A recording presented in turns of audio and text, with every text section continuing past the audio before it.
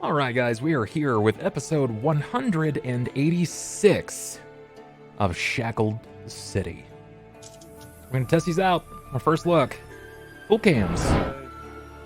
Yeah, there we go. Not too shabby. I'm quite happy with it. That is a little bit sassy, Daddy. It's not bad, right? It's not bad. I'm a fan of it thus far. It is clean. I wanted something a little cleaner. Yeah, no dead bodies in the corner, nothing like that. That actually checks out. We're running high class in the Bubbernaut. That actually checks out. It's supposed to be in line with how we're doing things now. Before we just leave the bodies sitting around, and now we're trying to clean up a little bit after ourselves. Yeah. It's Wait, you guys canon. Speaking of cleaning up, went ahead and shit. I never got pretty that for memo. y'all today. I've been leaving all the people I fight in the gutter. Yeah, that stands. So, as I was saying earlier, we do have a new player. We have someone brand new that is going to be sitting with us tonight. When they arrive, like I said, they'll be arriving a little bit later. I think in the next, I want to say 15 minutes, 20 minutes tops. Yeah. And he'll be here. You guys might know him in chat. He goes by Rotcoil. If you are unfamiliar with whom that is, I may end up periodically calling him Steven. But likely, It's gonna be Steven. likely you will hear me speak to the character by the name of Daniel. And we'll find out a bit more about Daniel when he arrives.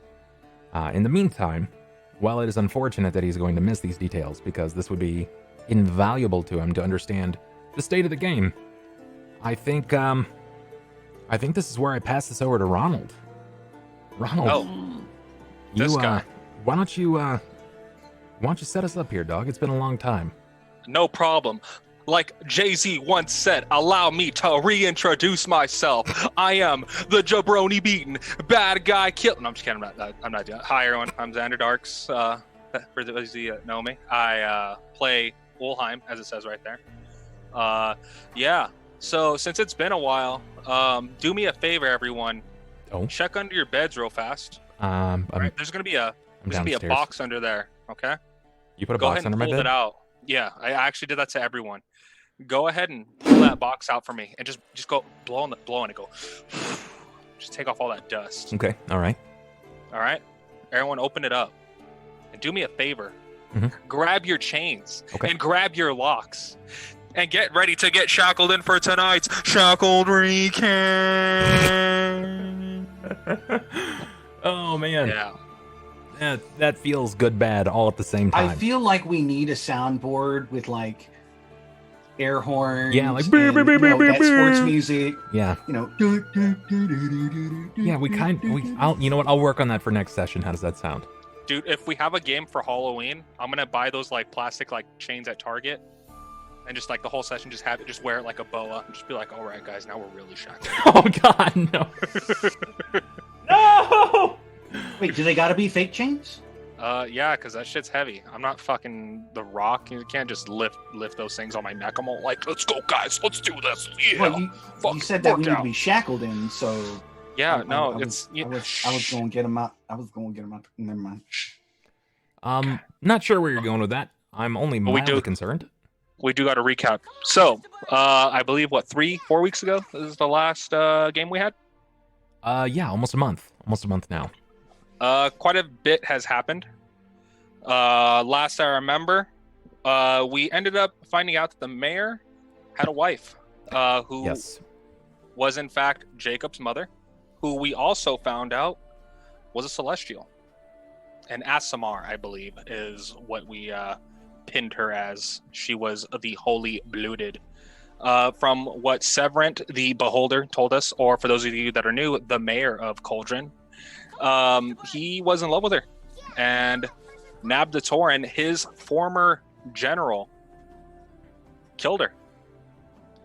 As a result, he pretty much... I mean, did he though? Did he really kill her? That's what he says. That's what he told us. It was his fault that she died. Did he kill her, or did he just take her? I mean, as far as we know, that's what he says. We know he has the ability to take people. We don't know if he did one or the other. Previous characters know exactly what happened. Let's turn back the hands of time real fast and pass this buck to Innie. Go ahead. Tell us about this woman, this mysterious woman. So there was this time where we were looking into what was going on inside the volcano, with which Cauldron is made in the caldera. Mm-hmm. And we went down, and there's a lot of baddies down there. A lot of them were not fans of us. And when we had finally found the refugees, the people who were hiding out, trying to get out of there, one of them was extremely pregnant and going into labor. Yes. So my character, Horum at the time, was an Aasimar paladin and set on helping this lady out. She decided to deliver the child. And it turned out that this child was the son of Nab the Tauren, in the mother of Jakob. So I was delivering Jakob, which we did not know at the time would then, a couple months later, become a party member. But it's weird how things just happen that way. In the delivery process, well, Jakob has a lot of tiny little horns on his head. He kind of looked like Darth Maul, in some ways. And as he was coming out, he bled his mother to death. Oh, don't sugarcoat it. I killed my mama. More or less did irreversible damage. There was no coming back from that. That happens when you come out like Darth Maul. Yeah. At first, yeah. It was not a pretty sight. There was nothing that was admittedly that I think anybody grew from that, but we had new responsibilities. There was a new player at the table. Well, technically there was a new NPC at the table that a player had to figure out what to do with. And what did you do with that infant? I immediately started cleaning it up because it was on fire. And I was not happy with how hot it was getting. Yeah. So I went and I started bathing it in this pond, and where I almost was then attacked by the dragon that lives in the water, which was not stellar. But afterwards, what happened to the water? He boiled off a lot of the water, but his body temperature cooled down. Close. You're close. It did do something to the water. Does anybody remember exactly what happened to the water? Oh, it turned black. It turned black. It turned like ichor black around me.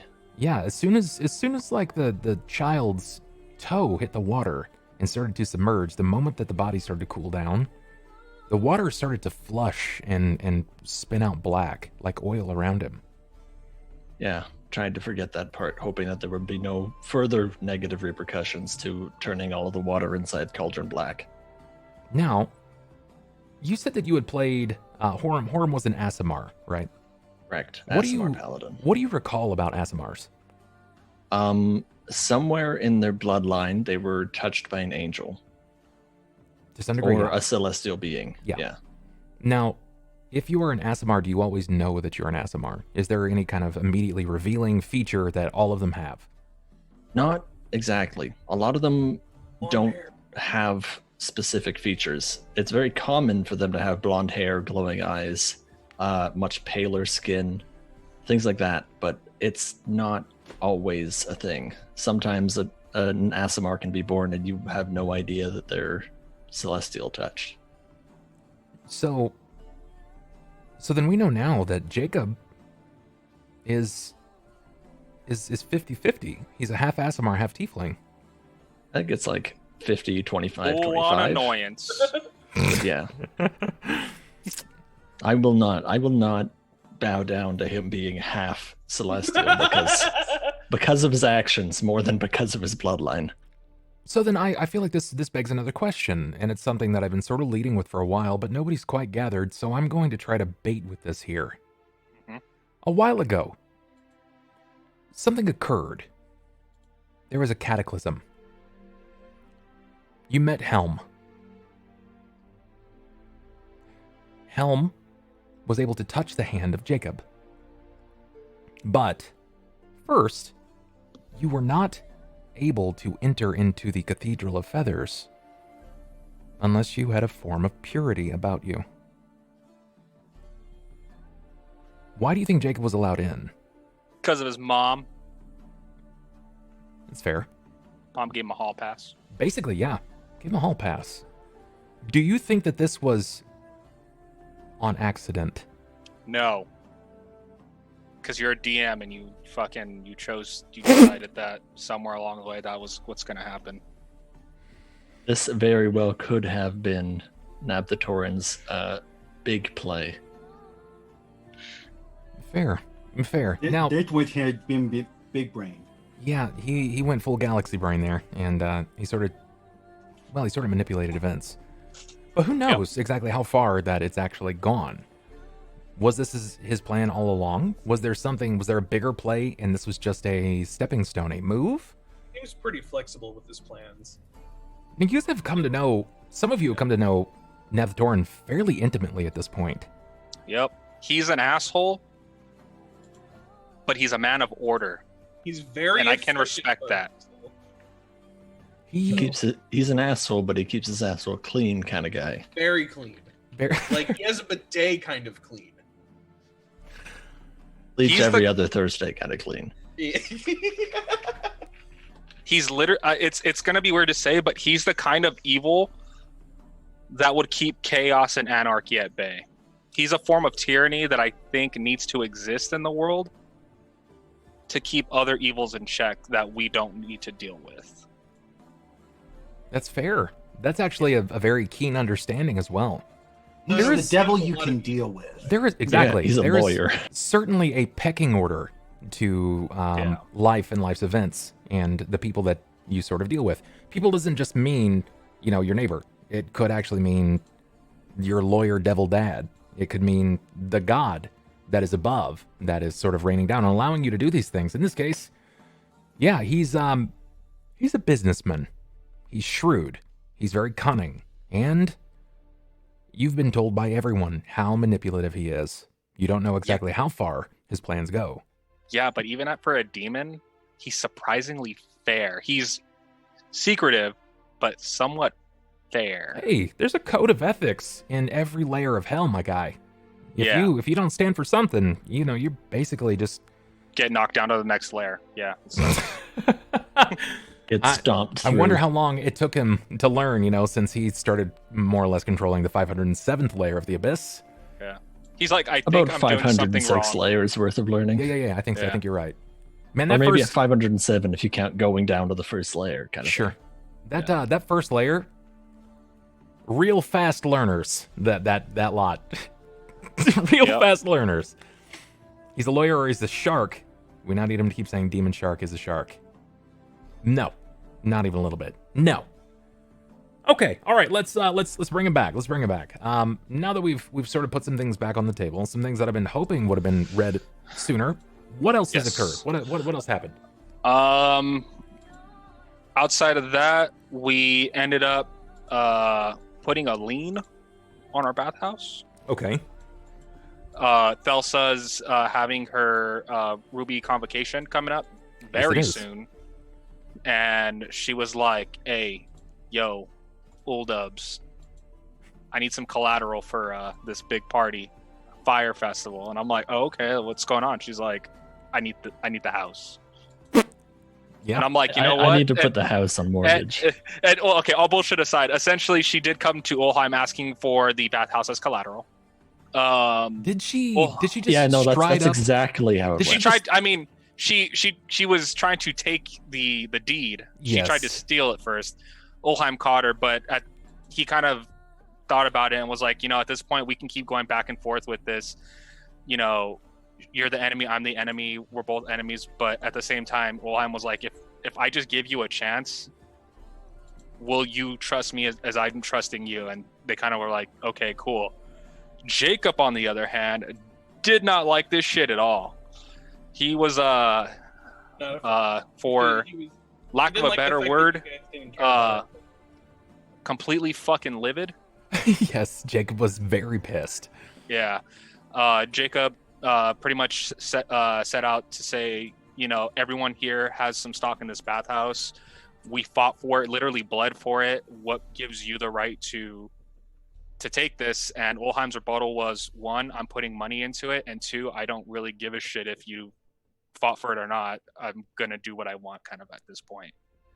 So there was a very tense moment of butting heads that Rock had to kind of intermediate. Is it intermediate? Yeah.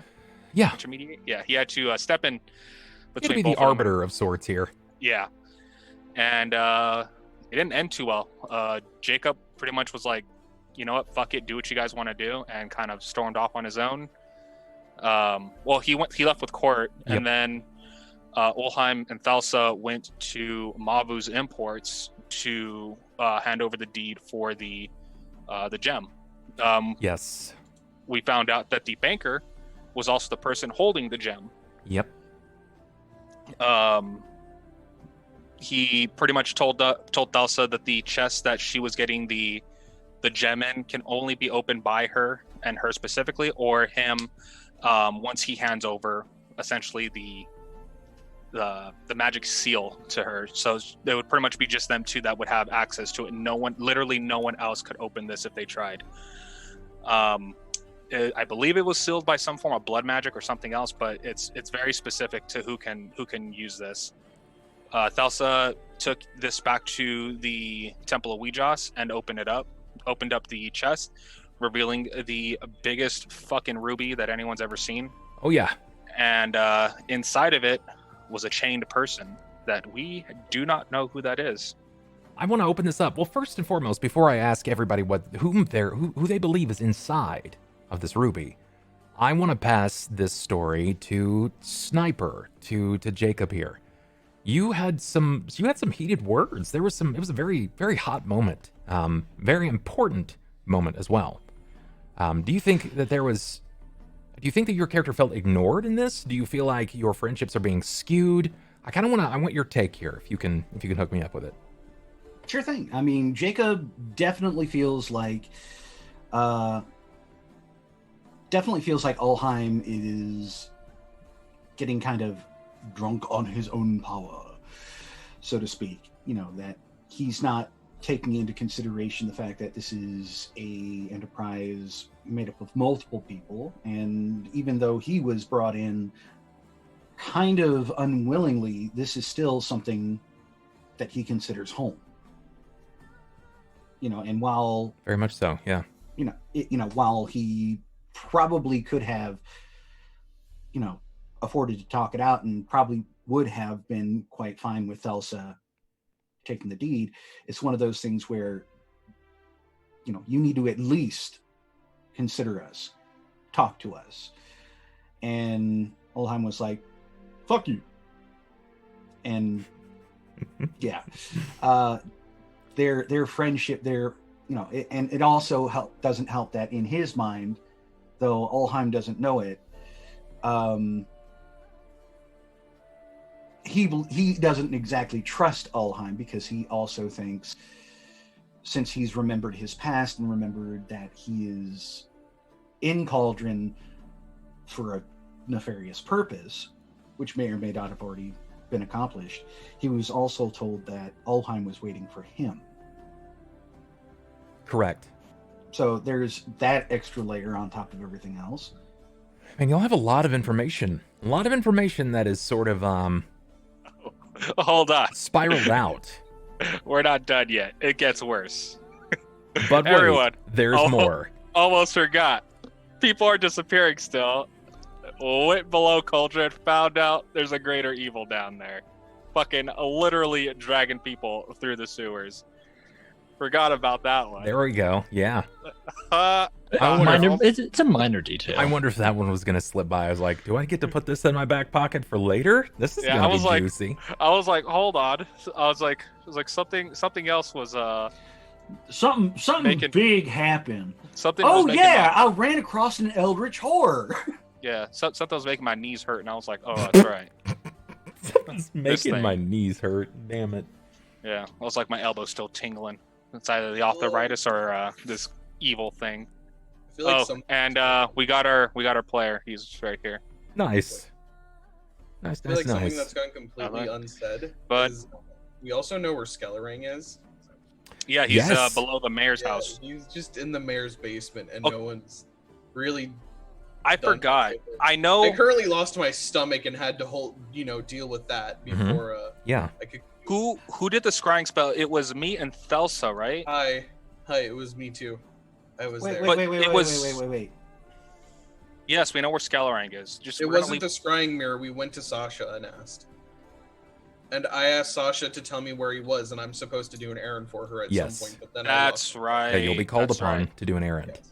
Was I there for that? Yeah, she slapped. She slapped the shit on me, right? And I fucking. I wasn't there for that. It was just you two. Well, to be fair, she slapped the shit out of Jacob. For good reason. Did she hit me? No, right? Yes. No, I don't think did she hit you? If she did, I don't remember.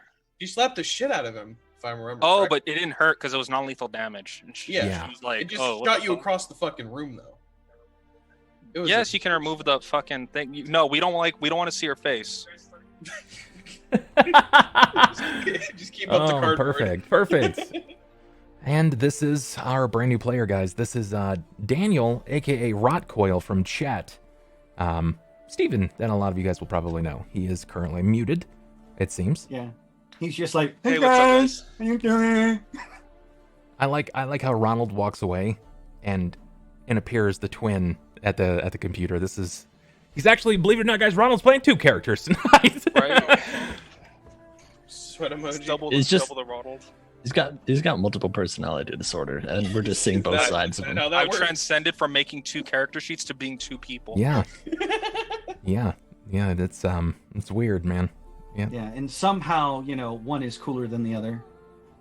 Yeah, one had to get all the tabletop knowledge, one had to get all the cool. That's just how that works, I think. I got both. Okay. Okay. Sure. Steven low roll on every stat. Okay.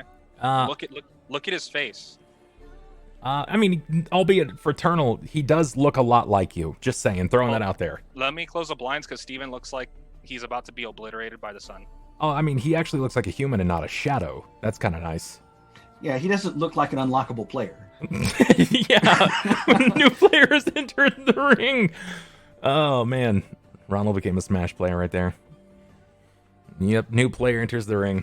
So Ronald's like Noob Saibot, that's why. Noob Sabat.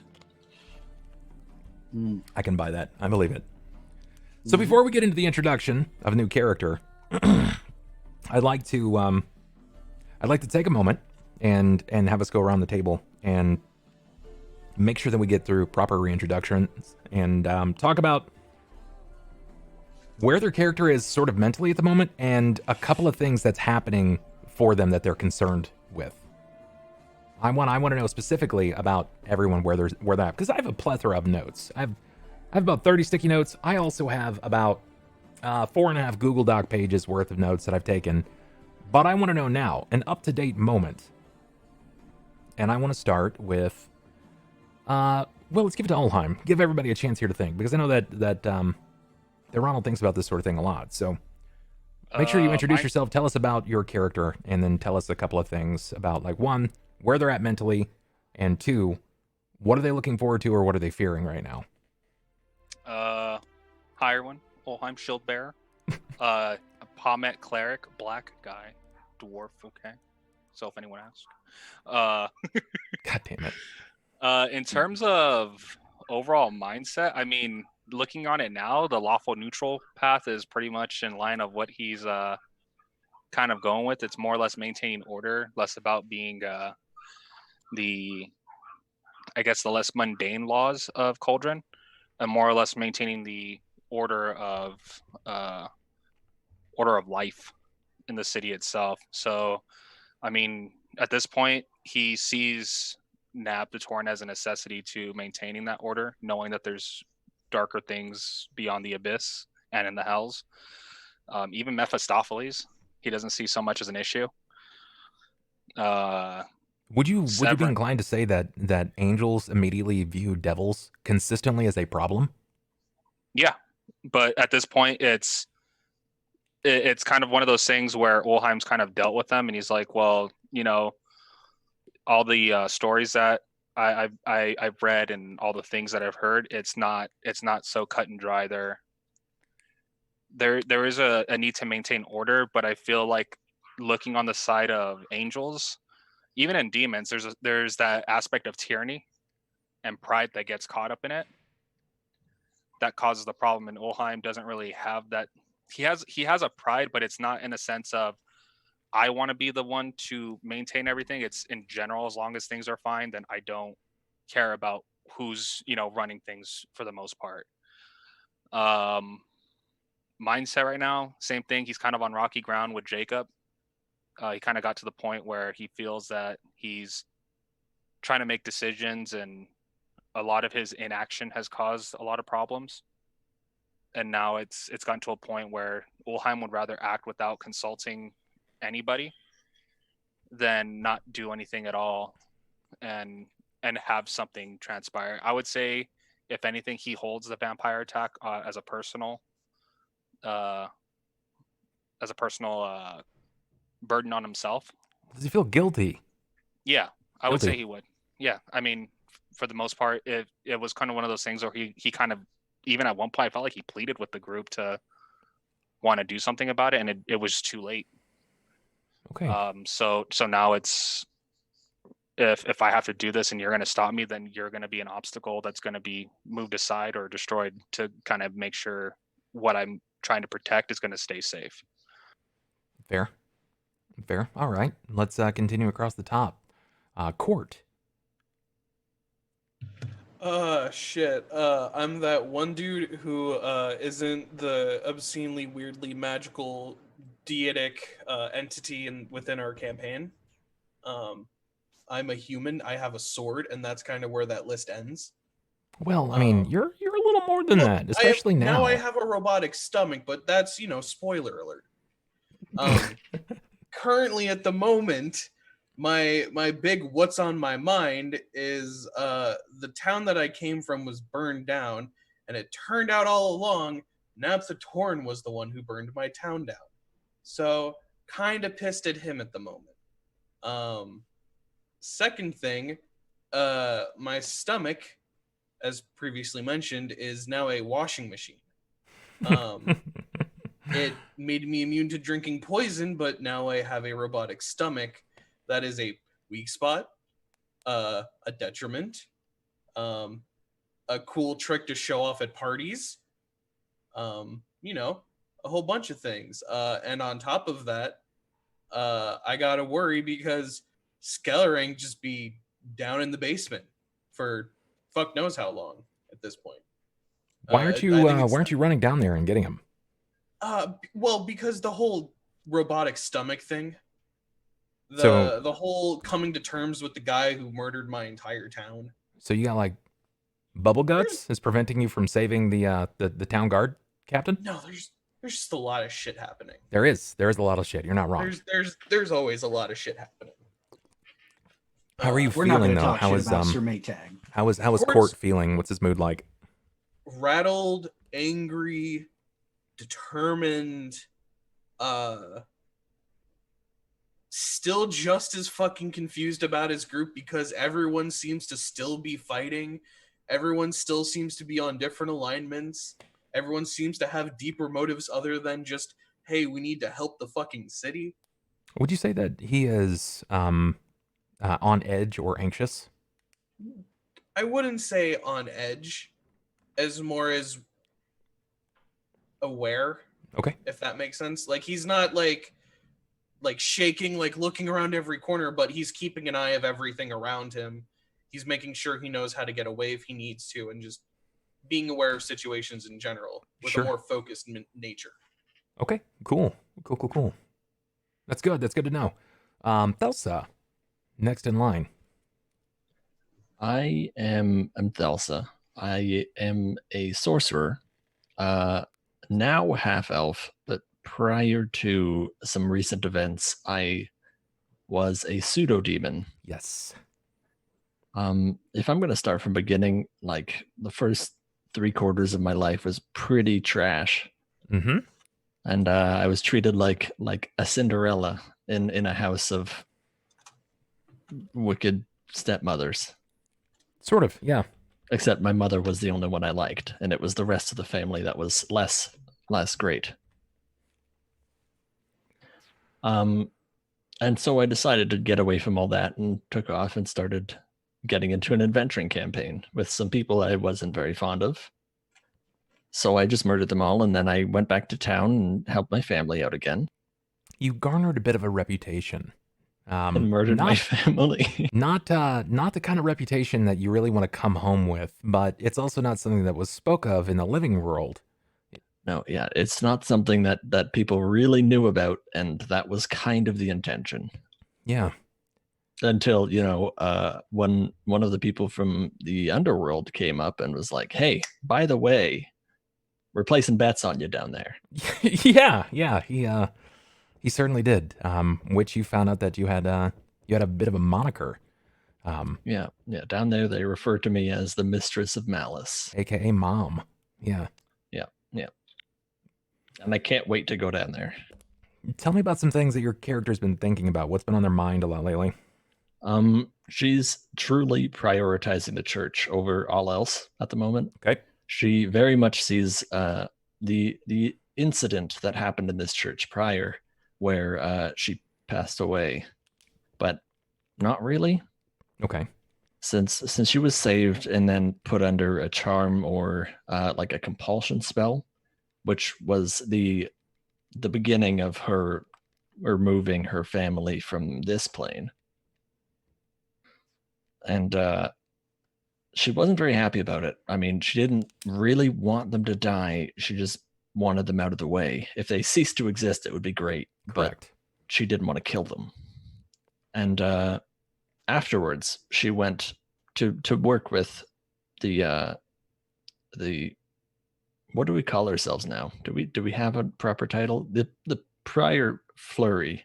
Yeah, of bros. you guys do. Ronald, what is your guild name again? Order of the Shield and Soul. Yeah, Right. We are now the Order of the Shield and Soul, but before it was the Flurry Bros. Yeah, you guys are USAS. Yeah, we're oofsass now. Hell yeah. And when she got back to the bathhouse, which is their place of organization, and their now guild hall, she was met by Weejoss. Mm-hmm.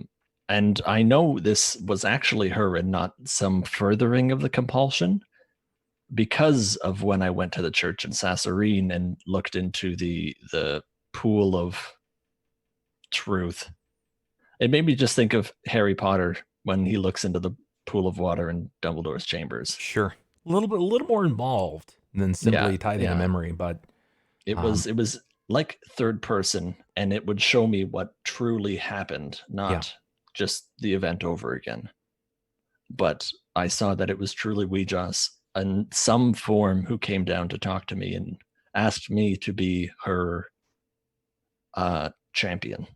And so I gladly accepted and saw this as a purpose, a second calling. And once I figured out how shitty the leading of the church was, I decided to get rid of the leading of the church, which was how we died again. Well, not died, got petrified. Let's just not worry about that part. Not wrong. Everything's fine now. They're gone. You went in and suddenly they disappeared. We disappeared, and that's it. Nothing happened. Then we came back. Now Cort's got a mechanical stomach. They didn't come back, and now we win. That's how we do it. Yeah, this is fine. I took a trip out to Sassarine and back a couple times, and a very fast boy was chasing after me. It was an ordeal. What's the worst that's gonna happen here? Well, he almost took down the church. Yeah, that's fair. Okay, that's I've been constantly repairing it. And while I was in Sassarine, I had ordered a group of people to come back and help restore religion in Cauldron, because as of now, there's none. All of the churches have either been destroyed or abandoned, or everyone inside was dead. Which, I mean, that's just kind of how churches end up going. Yes, that is in fact how churches can end up going. I don't really know how far it's going to go, though. I mean, do you expect this to go off without a hitch? Surely there's going to be some opposition. I'm hoping there's no opposition. But I know there will be. Fingers crossed. I know there will be at some point. So your largest concerns right now is the church, pretty much entirely the church, and the Ruby Convocation. And the Ruby Convocation, which I would have linked in with the church. Ruby Convocation is a ceremony that's held by the churches every 10 years, the churches of Ouijas. It's kind of like a ball, but for high-ranking members of the Church of Ouijas. But Yes. since we don't have that here, I decided to make it more like a community improvement day. Yeah. And see it as something to help everyone out instead of just focusing on the true purpose of what the Ruby Convocation is about. This is fine. This is fine. Yeah.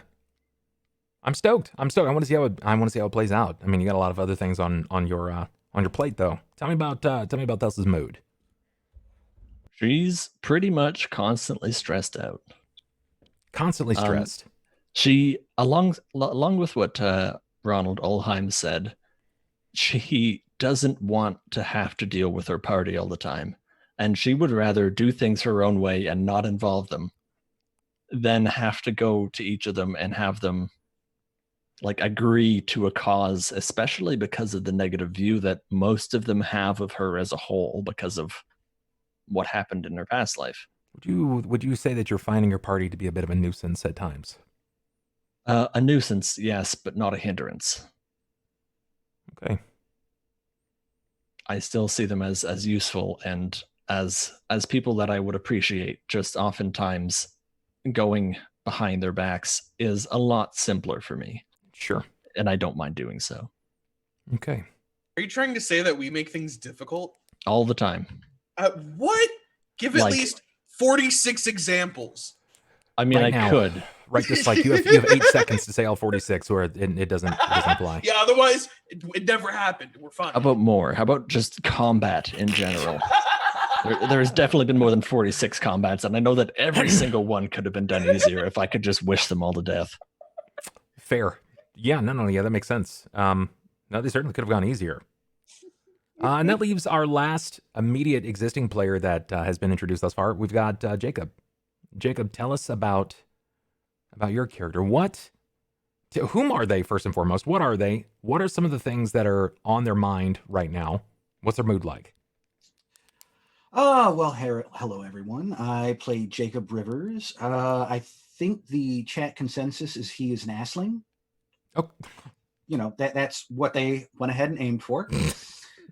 Half Asimar, half Tiefling. Assling it is. No, he's full ass MR, okay? He's a full ass. Oh man. Both cheeks. Mm-hmm. Anyways, turns out that I am the son of Nab the Tauren. Yes. I was delivered by one of the previous party members played by Innie. I'm responsible for the death of many children across Cauldron, and an old man, and a dog. And a cult. Well, no, that one actually wasn't me. That was my dad. But I was blamed for it.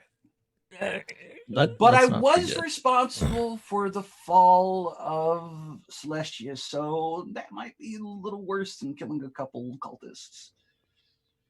It's basically a cult. I've had a troubled past. Yeah. But I'm trying to get over a it. troubled past, present, future. Tale as old as time. Oh, yeah. Yeah, he was supposed to have been brought to death by hanging on account for the charge of exactly 108 charges of murder. But well, that didn't go as planned. It in fact brought about the end of another character, which brought about the end. Yeah, we thought we were fucking sneaky and being all ha ha ha, fuck you. You can't kill one of our party members, and then they killed one of our party members via Nab the Tauren, doing Nab the Tauren. Yeah. I mean, well, the party member was going to die anyway. We just knew that he was going to. Oh shit. Yeah, let's go ahead and move that cord so I don't have that blank spot. I like having mine. So yeah, while that was going on, I turned into a butterfly and popped my cherry. Yeah, that's a life highlight. Yeah, had my first. Oh yeah, and I had my first before I was before being 3 years old. So, yeah, my character is only 2. Before you were 3 years old let's and not- as a butterfly. Listen, let's not brag too much, okay? You had sex with a butterfly, all right? That's illegal. I had sex with a butterfly. Then I had it. Then I banged the captain of the guard. I'm sorry, well, what? I mean, Illegal. I think it was the other way around. And she kind of took. Never mind. You know what? Whatever. Whatever. She took you. Did you say a butterfly? He did. Yeah. Yes, he did. But it was a butterfly. Yeah. He was hit with a baleful polymorph and turned into a butterfly. And Okay. while in a butterfly mode, I fell into butterfly mindset, found me some female Throws of butterfly passions. poon, and Personally, I like the part where Innie chased after a bird and like ripped its throat out with his teeth.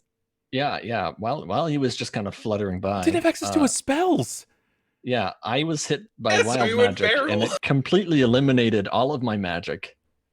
So, when I saw that there was a hawk that was about to attack the butterfly, I that was Jacob. feel like we need to go ahead and just, Steven, just so you know, we fuck up a lot.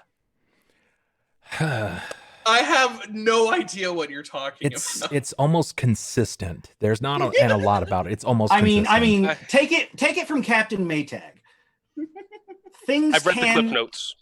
things can and will get worse. If you think a situation is as bad as it can be, We'll find Jacob a way is to going make to make it worse. Yeah. He is going to make it weird. Yeah, when I was trying to save him from this hawk, I decided to scale a building, run across the rooftops, and then just full on dive at the bird and catch it midair. Yep, And with his then- teeth, and then just ripped out its Yeah, jugular. I don't have very long fingernails, so I decided, best way to kill a bird instantly is to rip out its jugular with your like teeth. demonic teeth as well, though. So like your teeth were Yeah. like sharpened and No, it fang-like. worked. So you just It was very effective. I'll give him that. it was She oddly made impressive, another yes. legend to go along with Jolene. Yeah, the demon the demon lady bird eater, as the The bird children eater. are now discussing.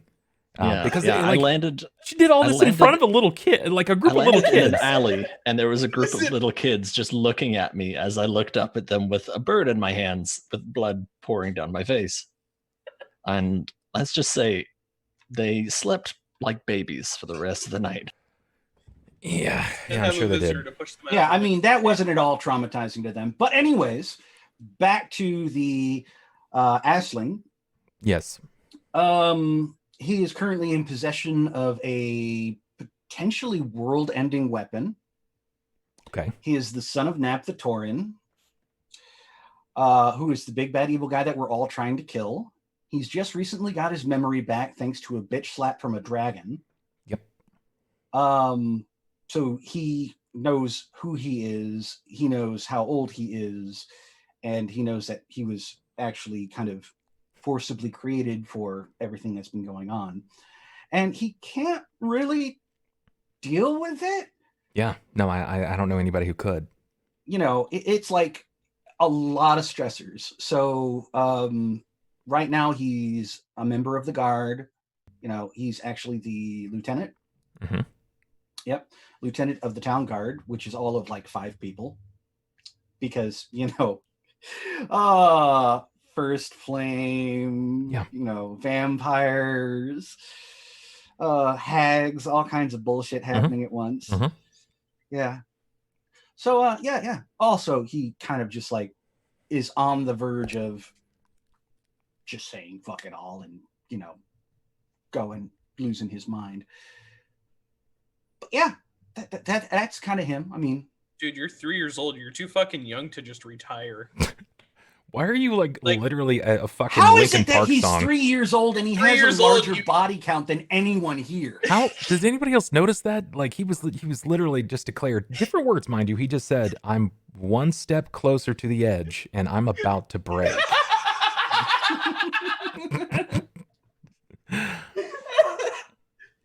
I wish I was that cool. You wish you had a higher body count We than said me. he's a 3-year-old. We didn't mean he was a 13-year-old. No, legitimately, he has a higher body count than anyone in this group. At least citizen, people that have citizenship. Okay, yeah, I'll give you that. You've killed more innocent people than I have killed. Yeah, that's not. I don't know if think that's a I've killed bragging that point. many. I don't think I've really killed that many evil people either. Come to think of it. Not really how you want to highlight your experience. Yeah, I've killed the most amount of people. We're supposed to be saving people. Same thing. I've Same killed the thing, most amount yeah. of citizens. They It's- would have hurt each other anyways. There's a right way and a wrong way to this, and you could say that I've killed the most innocents, and really what he's trying to say is I've stopped their future suffering. Yeah. Sounds about right. I have They're gonna helped skinny save them legs from a anyways. future Don't worry, I helped them out. that is certainly going to be full of woe. Yeah. Or I'm literally saving them any from the future. starvation. I mean, look, Ronald was so nice. Sniper killed someone, and Ronald helped him out and gave him a new life. That's the great Sure, it's dawn that he mis- brought them. Sure, it's I didn't- miserable. I and didn't give him a new suffering, life. he's alone in the dark. Pharasma forced one on them. He's transforming into a beast.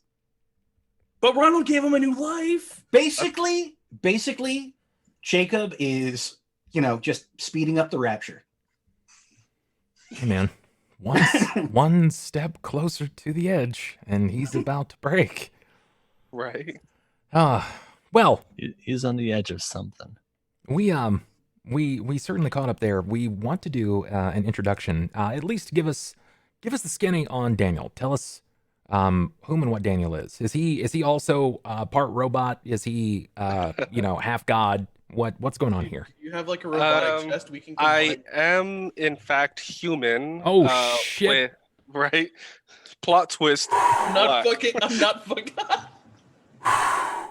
not alone. I'm a This is human. intense. All right, Right. I'm for it. Let's go. So to give you a better description of like what I look like, it's pretty much my skin tone. My hair, is a little wavy, kind of like what we got here, but my hair is cut down to the sides. Keep it short, simple. What color? Yeah, my eyes are hazel, a little bit blue, but they're mainly green. Best way to describe myself. Like I said, I'm a human, but I do have lineage to black dragons, so that would be part of my bloodline. He's sorcerer. Yeah. Well, starting Sorcerer. sorcerer. There's something else going on there. We're not entirely sure yet, but we'll figure it out. Yeah. So lineage from like many years of being a black dragon. So I have that kind of bloodline running through me. My forte is being very elusive. I'm not someone that likes to be too upfront with anybody. If anything, I'm looking out for myself, numero uno, Mhm. but I will definitely be willing to help others if it's not gonna, cause too much of a commotion. Like if one of you guys was like, falling off a cliff, I'm not gonna be like, get the town and get a rope. We're gonna help this guy. I'd be like, Go, guys! It's not my shift. Go get someone else. yeah, I would more likely be like, I'm gonna do this myself, or let me get one other person. We don't need an entire crowd, like drawing attention to us. So I'm a very to myself kind of person, but I'm not at all Self-sufficient. shy. Okay. All right. I think we've got everything that we need. So without further ado, we can actually begin our game. I know it's been about an hour into that, but I felt like after that almost month-long hiatus, we needed to do a little bit of catch-up. An hour into recap and chill. Give everybody here an opportunity to sort of refine themselves in their characters, and we can start. So we will start with this. There is no warning to this game. If you are a long-time watcher, you know exactly what to expect. If you are a first-time watcher, this group is likely akin to friends at a table. We have been playing together with an exception to Steven here, we've been playing for the last almost 5 years together. And we have learned a lot, particularly about our styles of gameplay, and we've watched them shift and change and evolve around us. But we're just friends. We're a bunch of dudes sitting around a table throwing dice. So expect terrible jokes. Expect to laugh.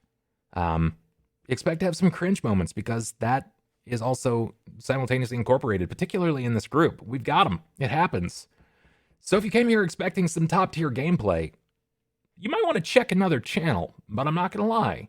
we've got some moments. We have some real banger conversations occasionally, and there's serious character growth. These guys have been through the ups and downs. They are quickly approaching a level of which power is no longer dealt by the end of a blade. It's dealt by talks, politics, movement through words. So we will see how this plays out. If you're expecting nothing but combat, not the place for you. Really unfortunate time to be the fighter of the group. But when there is combat, expect it to be a close call every time. In my games, combat is supposed to be challenging. You are supposed to have a lot on the line, and that's how I play my games. The rules are not immediately taken as written here.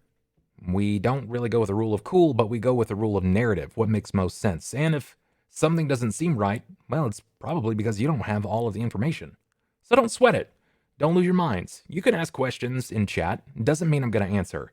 If you have questions about the game, then you can ask, and moderators will take care of you. If they don't, I will get the cattle prod again, and I'll start tasing them a couple of times because they're supposed to be helping you guys. Things that you guys can do if you're watching at home or wherever you're watching, it doesn't really matter. Sitting in chat and talking will gain you rep. That's reputation. It's a channel point system that you can use to influence the games. It's something that has to be used before stream. You can't immediately wait to the middle of the game and throw something in, with an exception to like one item. That's potions. You guys can influence the game with heals. You can check your rep by typing in !rep, just like they are in chat right now. Simultaneously, if you want to see how you can spend it, check the table. Would someone be so kind as to launch the table for us so it can be brought up in chat? Thank you very much, Aurora, or any. I appreciate that. Now, other things that you are capable of doing. Brock has shown us right there that this is something that you are capable of doing. Every time we get 5 gifted subs to stream, the players get an unlocked luck reroll. That's 10. So there is 1, 2 luck rerolls. Karami coming in with 5 more. Right there. That's 3. Every time that there are 10, I get a luck reroll. So at 25 gifted subs, that's all max rerolls for the players.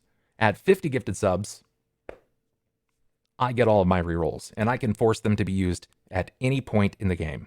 Any point at all. If they roll a nat 20 and I'm real fucking unhappy with it, I can be like, no, reroll that shit. Here, I'm using my d20 for this. And it happens. But we'll see, right? Either way, more rewards come through Patreon. If you guys want to see what that's like, you can check that out over at Patreon. It'll be queued up in chat in just a second. And we can kick this off. Pharmecius coming with 5 more gift subs. That's 4 luck rerolls for the players, 2 for me. 2 for me. And you guys are almost at max. This is nice. This is nice. First time coming back and having this. So let's kick it off. I'm going to set the scene. We will declaratively state our situation. It's a new dawn. It is a new day in Cauldron, an absolute mess of a town at this point. It's seen its ups and its downs. And everything is not as beautiful and as safe as it once was. But was Cauldron ever really safe? Was it ever really a home? Or is it just that? Is it a cauldron? Is it a goulash pot of evil and good that have come together? What truly is this place, and how has it sort of brought about any kind of change to our lives? To the players, it has been anything and everything in between. But as I said, it is a new dawn. The day is before you, and you'll find that your quarters, those of you that stay inside of the bathhouse, has been vacated. A room of which most of you have stayed has emptied. A bunk left with nothing but a note, where you would expect to find the belongings of the enormous half-orc known as Rock, is left behind a single note. For those of you that are staying there, did anybody want to read that? I'll read it. The note, in its finest penmanship, not that you would expect from half-orcs locally, but this is perfect. It looks like it was written by the hands of a scribe or noble. It says simply, "You were lost, and I'm trying to find me. But from here, I can no longer do that. I'm being pulled in many directions, and the only thing that seems right is to offer aid, but not be in the center of it. I'm stepping outside of town. I'm helping with Chobs and Marion. If I'm needed, you can find me at the academy that we're building.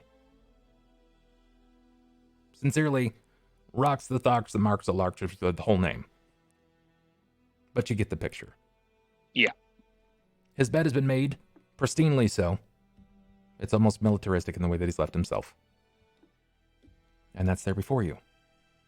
Vacated. The floor is open. Ulhime takes the letter and he folds it closed, and he puts it into like a pocket of his, like in the slips of his armor. You do as such. Well, yeah, I guess whatever he would fold one-handed, but yeah, he puts it away. Who else is there? I'm curious. Who else is staying at the bathhouse at this point? You might be muted there, Sniper. Oh, no, I wasn't saying anything. Oh, gotcha. But since you went ahead and called me out, I know that myself and Cort are out on the town. Okay, all right. So where did you guys stay? Did you stay at the tavern? Either at the tavern or I'd have probably gone to the barracks. Okay. All right. You know, since I've been spending a lot of time there. Or probably would have walked back to the bathhouse at some point. Sure. Let's just say and assume that you stayed at the barracks. It comes at no cost to you, and it's easy enough. You've pretty much adorned your quarters to fit whatever it is that you need. And for Cort, you make your way back in the morning. You probably just fell asleep in a chair. Sleeping is hard still, given that most of your core of your being is humming. There is literally a thrum that you can feel in your digits. Dude, cycle. Yeah. I gotta get these dishes clean somehow. That's fair. That's fair. You've been dealing with it for a little while now. It's becoming a little easier, but it's still challenging. It doesn't seem to bother Jakob. Of all things, I'm sure that worrying about the thrum of your body is not at the top of his list. It's actually a little soothing, if I got to admit. You know, like just that steady hum. You know, it's kind of like that white static noise in the background. I mean, it's a lot easier to deal with than having to wear the rubber bands. We're also used to... we're also used to Ulhime's pulsating existence, too, with that very just low hum that he always kind of emits. Man, I just realized you guys are one hum away from like a barbershop quartet. Oh, yeah, dude. If we get like one more person just be severely injured, we can give them like a flute arm, and then we can just have wind going through it, and we'll just be a band. It'll be great. Yeah, I'm sure that'll work out. Well, wait. Someone get punched in the throat box, and then they can vibrate like a hole, and they can talk through that. Just shove a kazoo. I just find it funny. You can hum. You know, Ulhime's got metal fingers. He's got you hum. I've got he built-in thrums. castanets. Oh I Lord! think we got something here. All right, guys, we figured out. Let's split this whole If adventure. you guys start playing music, I will leave the group. You've lost. But look, that Innie, love and feeling. Innie, it's even better. You can hire us for gigs at your church. No, I wouldn't wish that upon the world, let alone my people. No, I'd be doing my church a service if I let you all die. Or So kill yourself. Cort is the only one that's at the bathhouse right now. Cort's on his way back. I actually want to give this an opportunity. This is probably our best opportunity and soonest to actually introduce Steven's character, Daniel. Daniel, you are arriving in the town of Cauldron. You're a wanderer, a vagabond, a trickster by nature, Most of your spells, as you have described in the past, at least to me, have been around the idea of you speaking to people and maneuvering around some truths. So I've dubbed you the trickster vagabond, at least on the overlay. Okie doke. So wandering from place to place, trying to find your place, you inevitably find yourself brought here to this town of Cauldron. Now, the reputation of Cauldron is less than desirable at the moment. It is, well, it's a haven for menace, as people have come to claim, and it is a place that is destined for mayhem and riot, likely Beautiful. death. That's a prime opportunity for someone such as yourself to capitalize on people that are preoccupied with survival. Yeah. I'm already nervous. You found your way into Cauldron, and it doesn't really look the way that you've heard. Sure, there are some sites that leave you a little confused. There are many buildings that are burned, but the people are trying to work together. They're removing debris. There are people that are actually outside of the town that were planting crop, as far as you can tell. At least it looked that way. They were tilling the hillside that was actually still tillable. This doesn't really look like a place of mayhem. It's not exactly a seedy, dark alley bar. You're not really sure what to make of the place, but you've always found a way to find an easy target. At least someone that, with some ease, you've been able to lift coin from. And, well, you may not need the money, but you're always interested in exasperating your skills.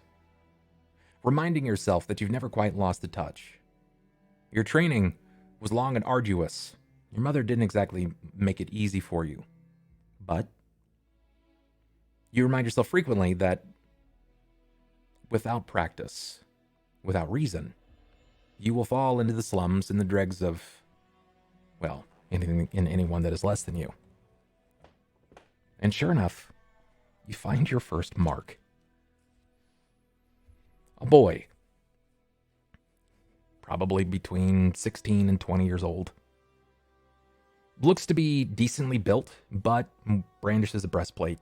He has a large sword on his back, and he looks far too young to be a knight. You don't really know what to expect of him, but you've always been interested in someone that fits that mark, the oddity in the room. And here is your oddity. Easy, it fell into your lap.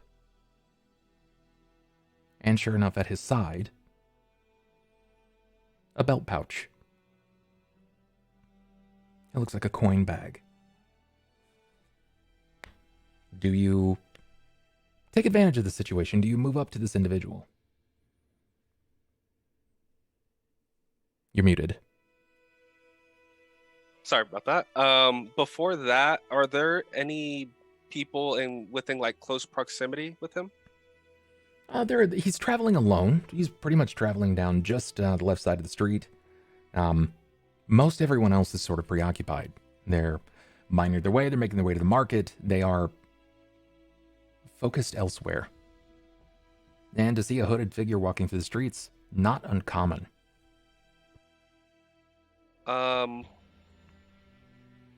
I'm gonna kind of like tilt my hood down, but I'm gonna make sure my eye is still on the knight that's, I guess, walking. How far ahead is he from me? How far is he? You tell me. He's your mark. Sure. I'd like to be like maybe like 5 feet away from him, if that's okay. I don't know. Is it? Yeah. So I'm gonna keep about a few paces behind him, and I want to. Are you trying to be sneaky here? Are you trying to make yourself a bit more known? I'm trying to blend in plain sight to be. Sure. Yeah. Okay. Well, then give me. You know what skill do you think would benefit you most here? Probably. It is daytime, and you're sort of walking near the middle of the street. Stealth might not be your best option. For him, would it be moved silently so that way he doesn't exactly hear me? I mean, I suppose we can take a look here and see what you might be working with. Daniel, as far as your character goes, you wanted to move silent. That's an older school skill set. So you're basically looking at stealth. If you're just trying to more or less pad your footfall, make it so that you're not making a loud noise or any noise whatsoever, you can do that. Just give me a stealth. Just know that it is easier to see you in the daylight. In this regard, it is more or less it's a perception against your roll. So can I get a stealth from you? And I like to get a perception from Cort. Sure.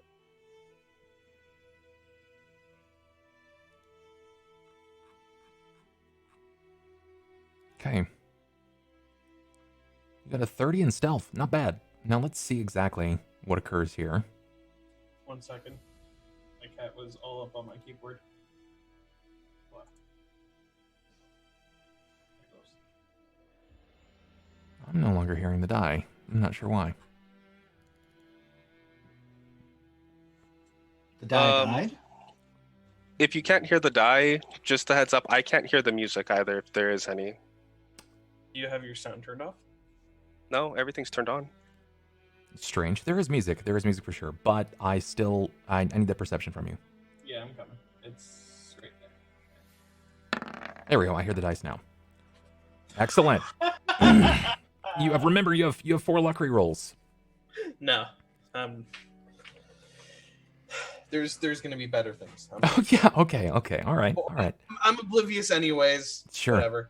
You've got so many things on your mind right now. I mean, Yeah. You're doing your best right now to prevent from like he's lashing trying out. his best to go ahead and tune out everything that, Jacob was whispering in his sleep.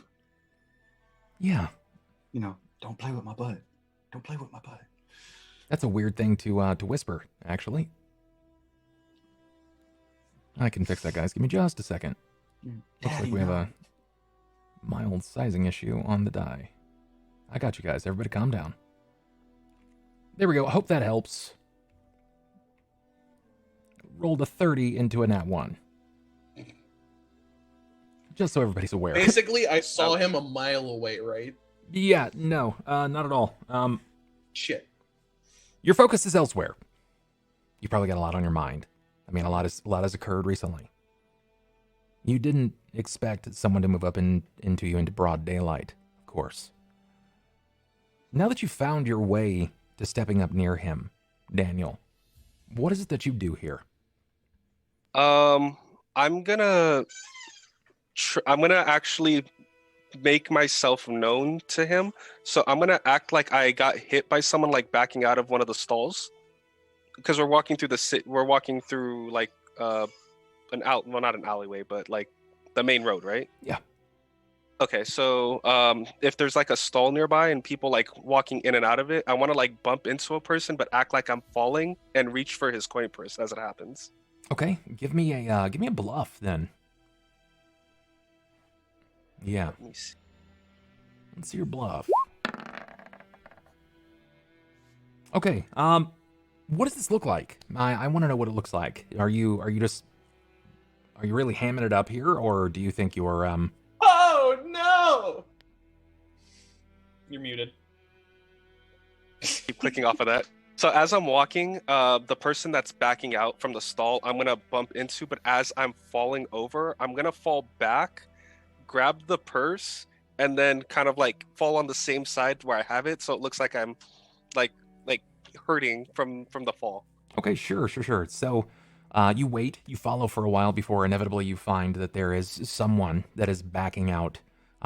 Not even quick, not even with intention, purpose, and weight momentum behind it. It's literally just like, it's an old man backing out carrying what looks to be a wheelbarrow of sorts, and he just bumps you enough. And before he can even say anything, you lean up and give me a perception now, Red. I want to see what you can see here. First, there it is. Keep track. Yeah, it's a little bit better than a 1. Okay. And when you hear this outburst, you hear him kind of like he cuts out this noise, and there's a brief spin when you feel something like sort of like tug on your person, and then you hear the thud of a body hitting the ground. Give me a stealth one more time, please, Daniel. Actually, in this case, it's a sleight of hand. I'll need a sleight of hand for you. Sleight of hand? Okay. Mm-hmm.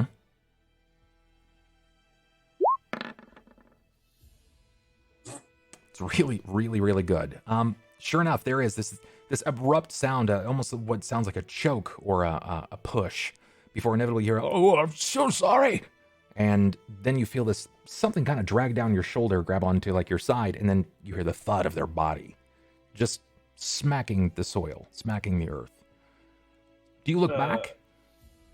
Yeah, Cort would immediately try to help him get up. There's a man. Describe yourself again, please, if you would, Daniel. You're muted again. Sorry, I keep clicking off of the window. So it's my caramel looking skin as we see here. My wavy hair, but it's gonna be a buzz cut, so down to a fade, so short hair. And then I have a dark hood on, black. I guess it would be like a dark leather looking coat on. Okay. And then part of my face is going to be covered from the hood, so it's like it's shrouded over a little. Sure. You see a darker individual that seems to have clipped. It looks like your side. When you glance back, there is a man sort of stepping out of a stall, and he's got a wheelbarrow, and he's like, you see the despair on his face as he realizes that he just hit someone. He has a mild moment of confusion, but then he sees the man hit the ground, and he's immediately just all apologies, all in all sincerity. He's trying to lean down and help. But I would try and join him and try and pick up with him. Sure, sounds good. You do just that. The floor is open. Everything goes back to normal the rest of the way. You guys can talk. The floor is yours. If I want to actually put away the purse I took, do I have to do a sleight of hand check again? No, you've already slided at this point. It just went up the sleeve. Okay. I'm gonna reach from, be like, oh, sorry, friend. Help a friend out. I'd gladly lean over and try and help him. And here, are you okay? You look like you took a pretty nasty fall there. Yeah, sorry, partner. It was just all toast today. I don't know what's the matter with me. I came in trying to find my way through this what appears to be a not as hectic city as I would have thought, but well, yeah, the town's kind of missing a lot of the people. A lot of missing populace, and assuming you're new, if you don't really know about all of that. Yeah, I was out just doing my thing, and I was told by another traveler that there was some rustling going on down here, so I thought I'd come check it out myself, and looks to be pretty calm. Cort would look him up and down, and I'm going to assume that based on what he's wearing, he doesn't look like a commoner, and more adventurer. You can't really determine right away. You know that the leathers that he's wearing, they do seem a bit finer. You can't tell because of the robe that he's donning at this point. It seems to obscure most of that. There's not really a lot to his person. He does have a backpack of sorts, and while most people that are coming and going from towns tend to have that, he doesn't immediately brandish anything that seems to give you that message, unless there is something. Is there anything that you're carrying that would give you away as an adventurer, a sellsword of sorts? I have a very specific looking dagger at my side. It's not exactly hidden or anything.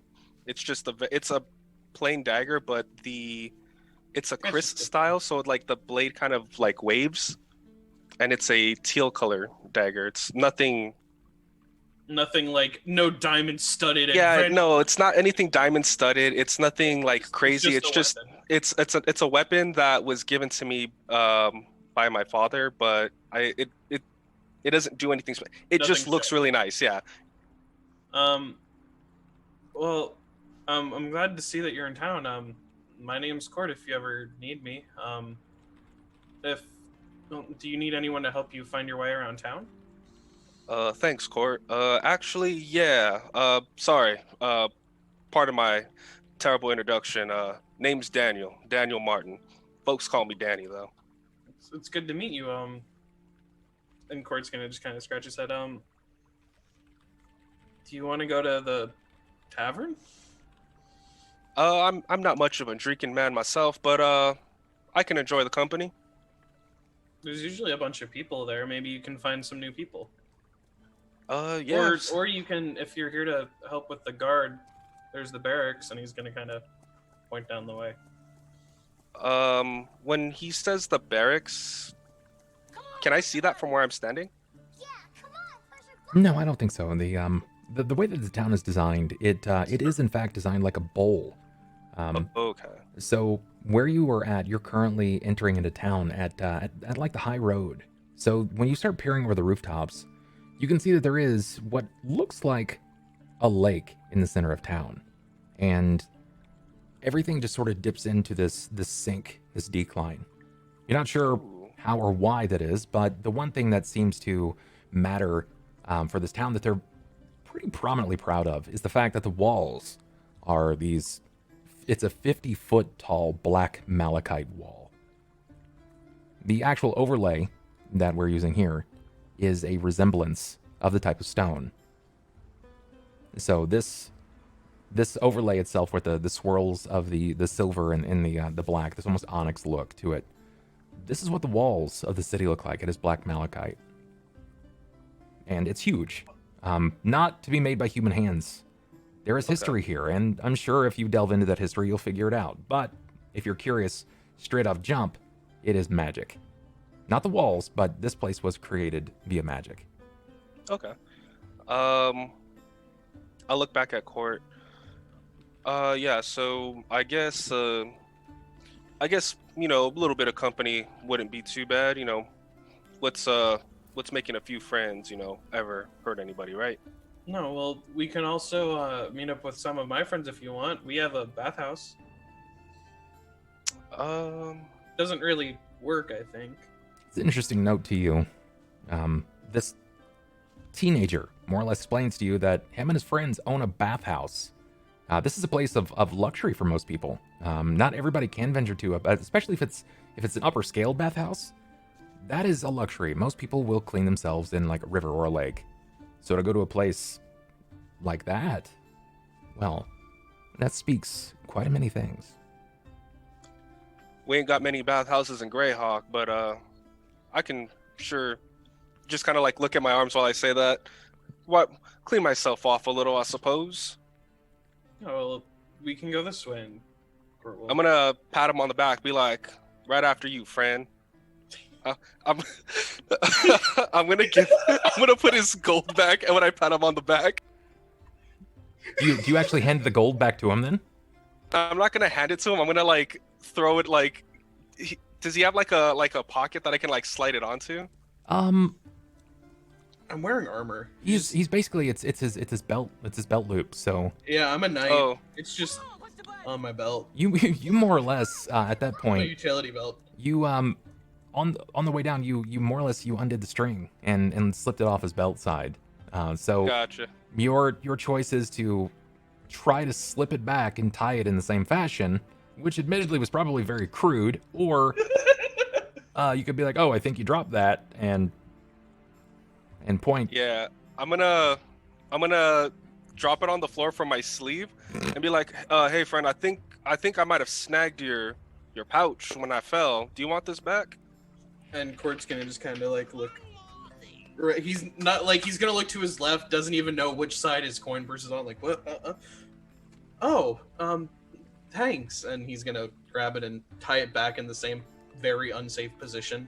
And because he's so unassuming, I'm not even gonna make you make a roll for it. He just immediately buys and believes everything you're saying, and you can tell the gullibility is high on the definitions of Cort. Good old catch and release thief. No, he hasn't done me wrong yet. So in my mind, he's not a bad person yet. I'm just gonna kind of think to myself, this poor kid will not last in a whole day where I come from. No, Just gonna. it is worth Just gonna noting. kind of scratch my head. It is worth noting that on the way down, you felt his body thrumming, like it was producing a hum, and you're not sure why. This is where we get to the bathhouse, and I provide a towel out of my stomach for you, and I just drape it over you. Wait, He say that may again. not be hood, but he must be popular with the ladies. Right? He was saying that when you touched me, you felt a very slight like vibration. No, I got the hum. I didn't hear what you said. It like cut out for a sec. Making a shitty joke about Oh. pulling towels out of my stomach. Oh my god. That way you can have a nice sauna. What are you, a fucking concierge robot? Yeah, Right? dude, look, it's Get outta here. multifaceted. I can drip my stomach acid over my enemies, or I can prepare towels for my friends in the hot tub. You are terrible. Or I can clean our dishes. I'm a multi-function kind of cyborg. I'm gonna make sure that you miss your lubrication date and your stomach stops. That's where I'm at already with your fucking character. My god. First day back after a month, and this is what I have to deal with. From that humming, does that humming like resonate on me? Like, did it like make my hand shake or something when I hit him? No, you were just close enough at this point. Like, you may have heard it walking, but the moment that you sort of like gripped onto the belt side, you felt It was it. like, Okay. Yeah. I'll keep note of that. I'll just kind of like keep an eye on him. Just to Sure. yeah. You notice as you follow in the direction of this bathhouse that it never really changes.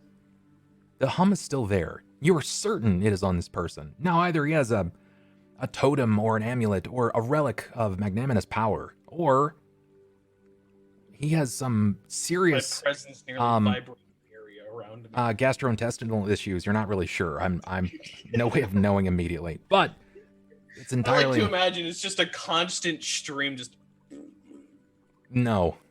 God, just one no. just one solid note, just constant. No, your body is not consistently spewing out the brown note at a low key. I'm not making it happen. I'm gonna like stop really quick and then just kind of like look around, and be like, do you hear that? Just kind of like poke at my ear, I'm like, can't get this weird sound out of my head. Cort's gonna kind of look around, and upon realizing that it's nothing that's nothing really like around him, he's just gonna kind of like go turn around and just go on his stomach, and he'd be like, yeah, that's me. Your stomach hums, friend? It's a long story. So you said you were from Grey Wolf. Where's that? No, Grey Hawk. Grey Hawk, where's that? It's in a very swampy part of the world. It's not really friendly. Just it's a training ground, so to speak, for me. What are you training the swamp for? Great deal of things. Just it was a tough upbringing, but not a bad one. Let's just go with that.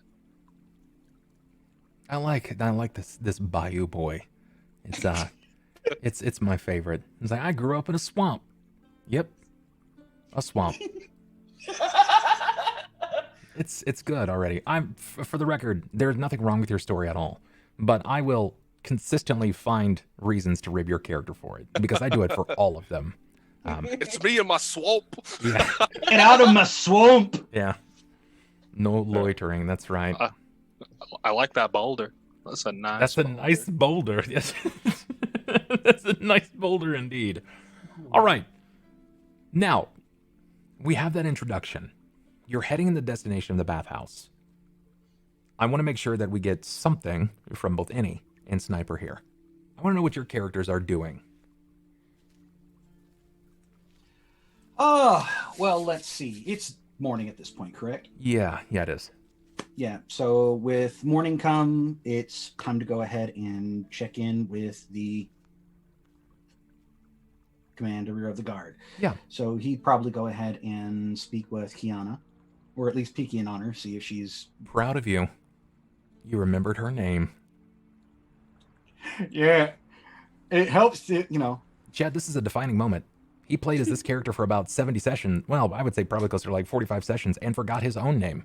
So that's important that he remembers an NPC. Yeah, I mean, it only took me sleeping with her twice. Well, I mean, win some, lose some, I guess. So, friend, you're off to see Kiana. It's not far. You're in the barracks, private rooms, and you know where she is. She can always be found in that office, her own prison cell of sorts.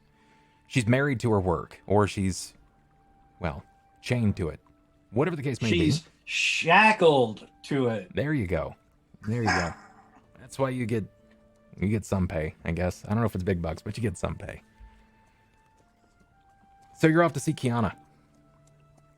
Do you have anything in mind? Anything that you want to say specifically to her?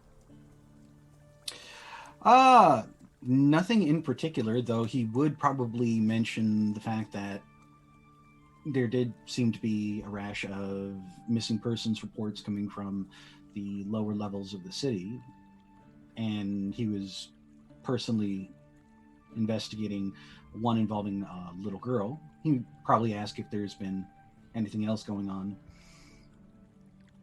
say in the upper echelons. And you can say hi to Leslie or Lacey for me. It's Lacey. She's going to sleep now. Oh, okay. So you drop this word off to Kiana. Yep, just bring her up to speed. Okay. She informs you that she has acquired all of the details up to this point. She's heard the rumors around town, and it's disconcerting, to say the least. She's not really sure what to make of it. She asks you, what's your lead on this? What do you think? What do you think is happening? What else could be happening? I'm not certain, but with how thin the guard has become and with how spread out the population is, I think it might be prudent for us to go ahead and possibly enact a few measures. Possibly a curfew, maybe move everyone from the random parts of the city to a more condensed area which we could better guard as just a temporary measure until we get to the bottom of this. We've already got a sickness that we're dealing with. We don't need to go ahead and have the people getting worried over, losing friends and family as well. Well, Jacob, we already have a curfew in town. Is there something else that we should be doing? Should we push the curfew forward even further? Well, it seems that, at least from the case that I'm following, the girl managed to vanish after dark. I think in the daylight we were perfectly fine, but there was also mention of her there was also mention of her having met a new friend and so forth. Right now, I have the gentleman at the bathhouse looking around the city as well, but it's...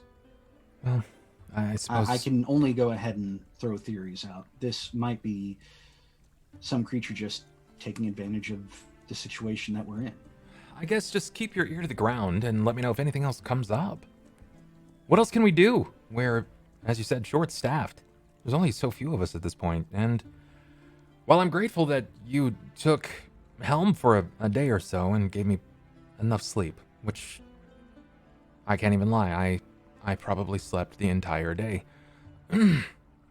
It's been nice. I digress. Anytime. Unless we start inducting new guards, there's not much we can do at this point. No, I happen to agree. I was hoping for more from the Citadel, but what we have was a great boon anyway. We may have to go so far as to see if we can't finance mercenaries. Ugh. That's never worked for any town in the past. No, I can't say as it has, and, look at the Blue Duke. I thought the Duke was fairly fair. He was fairly fair, but the half-orcs did not get along with the citizenry. The citizenry did not get along with the half-orcs, and there were quite a few escalations of violence that occurred from all that. Well, you're not wrong, but we didn't I think exactly it would provide be them wise with just to everything go they ahead and asked. put a general call out to the people, see if there's volunteers who are willing to go ahead and, assist with a nightly watch. If Jared was just here, this would be so much easier. He was just so much better with the people. I don't know. It could have been his aloof humor. It may have just. He just had a way with people. He was really good at knocking down doors and getting people to answer. Yes, the minute he managed to go ahead and get his hand on the knob, it was all over from there. Yeah. She pays no mind to the immediate joke. Well, No. he doesn't know it's a joke. But Sniper does, and so does Bub. Yeah, we do. Yeah. We do. Yeah, we do. We got it. We got that one under wraps. Hey, man, I got to go ahead and earn my pay somehow. Fair. Fair. Yeah. But yeah, aside from enacting, requesting volunteers to help with the nightly watch and bringing more people closer to, say, the higher tiers, some of the housing that might be abandoned with all of the people having left the city. That way we have a smaller area to actually patrol. That would probably be the best steps moving forward. Further, he's going to, let her know I've already put in a requisition order for some foodstuffs from Sasserine out of my own pocket as a gift to the city. Her eyes kind of fall on you weird. They train for a moment, like she's trying to size you up. You might be cut out for this line of work after all. Admittedly, it's mostly thankless, and, well, you're not ever going to be a figure of respected authority before the people, but I suppose that really doesn't matter to you. At this point, I feel enough responsibility to the city that it's the least I can do. Besides, it's basically just 2 tons of salt fish. It's nothing overly impressive. The people are starving. Anything is better than nothing at this point. Jakob, you have my thanks. Someone's got to look after the city, and there's only so much we can do. And unfortunately, I don't know how you had that much coin laying around, but it's what I would have done as well. Well, I was saving for new armor, but this seemed a little bit more prudent. I understand. I have a few friends east. So long as you can get your measurements, I might see if I can put in my own requisition. You didn't have to do that for the town, and I've got a couple of favors. I've got some back-end friends, more or less. I'm sure Jared probably told you at some point that, well... In this line of work, you make friends. Yeah, and we didn't exactly start as guards. We were, well, we weren't great people. We just had a calling of sorts. People needed protection. We had skills. Or at least we had no one that we cared about, so that we were afforded the front line. Well, I won't ask any questions about where it comes from. I'll just go ahead and get my measurements to you later, and we'll see what happens. In the meantime, though, if you need any more time, just let me know. I'm going to actually go to go and check in with the others and see if anything else seems to have gone on in the city overnight that we need to know about. And I'll get a line in with the mayor. We'll figure out if we can push the curfew back even earlier. Not sure he's going to comply, and I'm sure he will shit bricks when I ask for the finances to bring on mercenaries. Well, it's not my first choice. I'd rather go ahead and actually get volunteers. But if we don't have any, if we don't have the volunteers to go ahead and help with patrolling, it's kind of the only option that we have. Let's just see what the mayor says. He's pretty insightful about these sort of things, and, well, I've been told he's good with numbers. If he can make it happen, we'll get new guards. If he can make it happen. But... well, I mean, he's always got his eye on the situation, so it shouldn't be a problem. Either way, I'll go on. Go on, I have some things to tidy up before I head out to see him. All right. And don't get into any more trouble. Pretty much every time I see you, you end up walking out the door and you find your way face down into trouble. Well, I did say I was going to check on the gentleman at the bathhouse, so it's almost expected at this point. But I'll do my best to avoid it. She gives you a nod and returns to her work. At which point, Jacob will shut the door, heave a little sigh, and start heading back to check in with the others. Certainly one of your easier conversations with Kiana. Normally she's incredibly accusatory and physically in demand in that situation. So, very physically demanding. we're going to pass this over to Innie as Thelsa. I want to know what is occurring for Thelsa at this moment. I am still likely making preparations for the church, for the Ruby Convocation that's coming up. I know I had gone and tried to order a dress, and I don't know how long that'll take to make, but I'm pretty much completely forgetting about what the rest of my party's doing and focusing entirely on this. Mostly because none of them have confronted me with anything yet. Any pressing matters, they just kind of stayed away from me, which I'm pretty okay with. Then you stand mostly alone inside of your temple, the temple to Ouijas. I don't know if there's still repairs that need to be done. Yes, there are, and the men have been working on them. They've been staying attached to it pretty intensely so. There's only so much that they're capable of, right? Like they get tired, they have to eat, obvious breaks, but it's fairly back-breaking labor. They focus on it, they don't really let up, and their skills are visible. They are more or less unparalleled. To bring in these workers from Red Gorge, they are happy to put in that work. So they're bringing this place up to a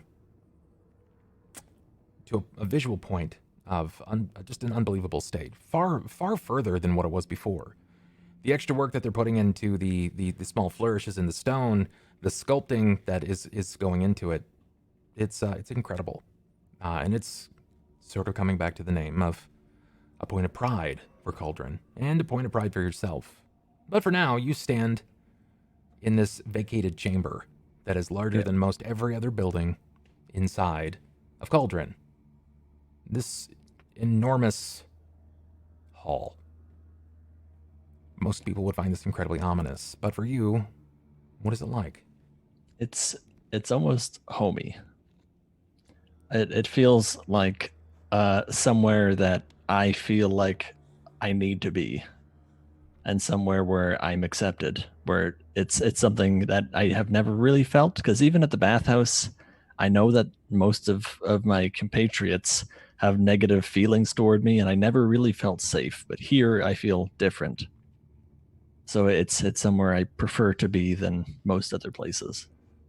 And you happen to have something in your possession. Is it on you at the moment, this enormous ruby? No, I have it upstairs. I do plan on checking that out, though, probably at some point today.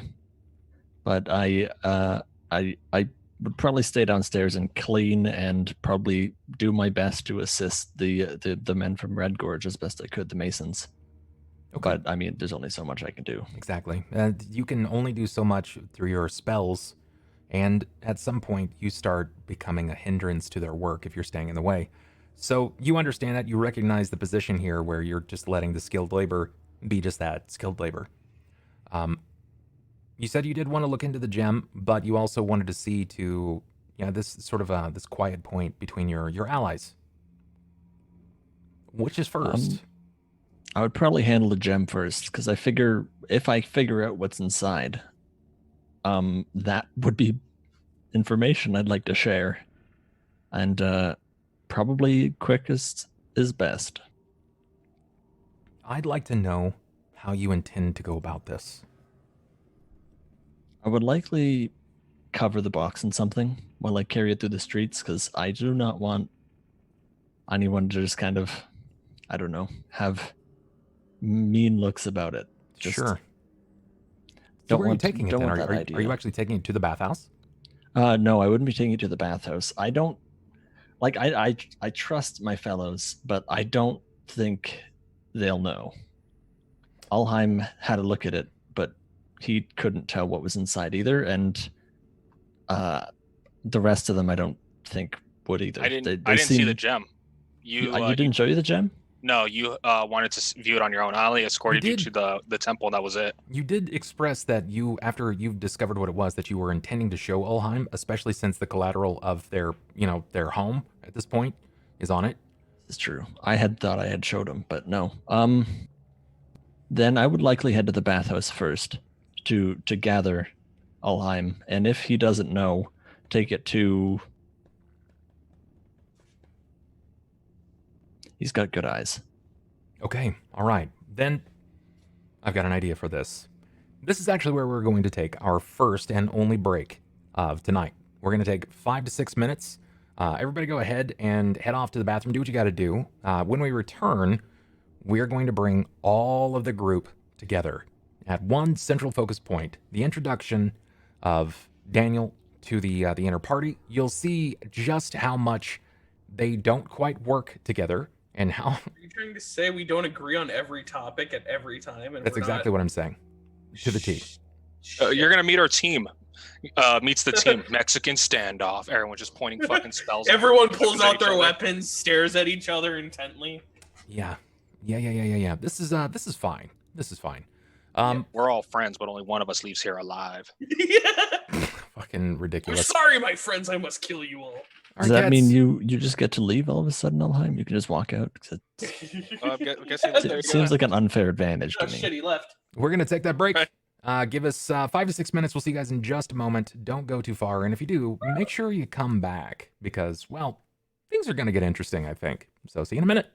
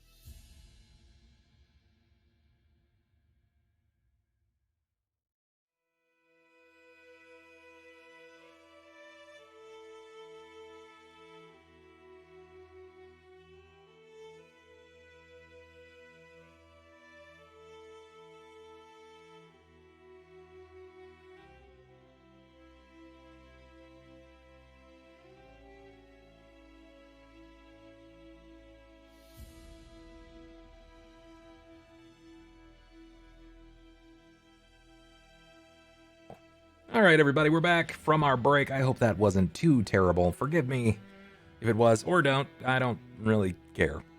So let's flip that back up. Bam. Bing, bang, boom. And we can continue where we left off. This would be the young Innie, the youngest of Innies. Not to be confused with an Outie. That's right. And we're putting it back in your wheelhouse. Yeah, I would likely grab something just to drape over top of this box, either a robe or a blanket of sorts. Sure. You find as such. It's not going to be difficult. I mean, you literally acquired a church with multiple furnished rooms. You'll be able to find a blanket or a scarf or something. I would hope so. But yeah, I'd just cover it with a blanket. I'd be taking it over to the bathhouse. Okay. I'm not doing anything specific or taking any fancy routes, just same old way. Like the whole box or just the gem itself? The whole box.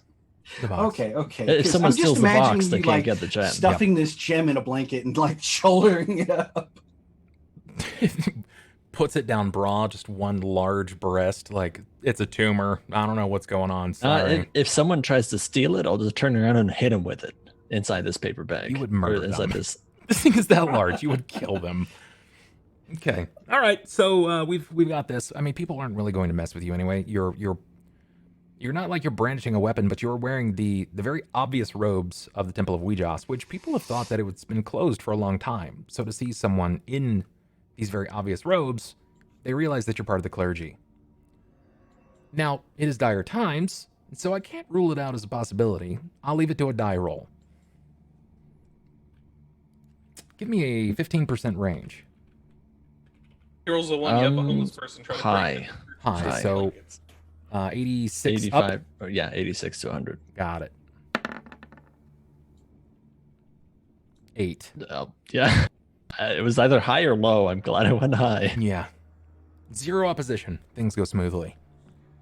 There are a couple of times that people give you some odd looks. They're not really sure why you're carrying it. Some people just think, oh, she's got like a canary or something like that. And then maybe there's a bird in that box. Who knows? But Good movie. They leave you to your own, and you find your way to the bathhouse. We're going to cycle it back just a little bit and give everybody an opportunity to arrive at about the same time. But we're going to be starting, and I'll start keying in with whom arrives at what time. And we're going to start Ulhime. It is your morning. You're bringing everything back together. You have been dealing with having a single arm now for a short time. It's been difficult, but you're managing. I mean, who better to handle this? Thank you. I appreciate that. You wait a while, and as you're packing your things, preparing to go about your day, whatever happens to fall before you, you hear footfall. It seems to be entering into the bathhouse. Single at this point, but when you lean out to see whom it is Jakob Rivers. Jakob is the first to arrive. You're back. You have doubts that I would be? Some.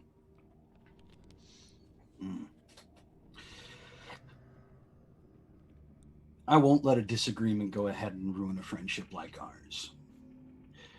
We're going to have differences of opinion eventually. I'm surprised it's taken this long. Just don't do that again. That's all I ask. I can't make you that promise.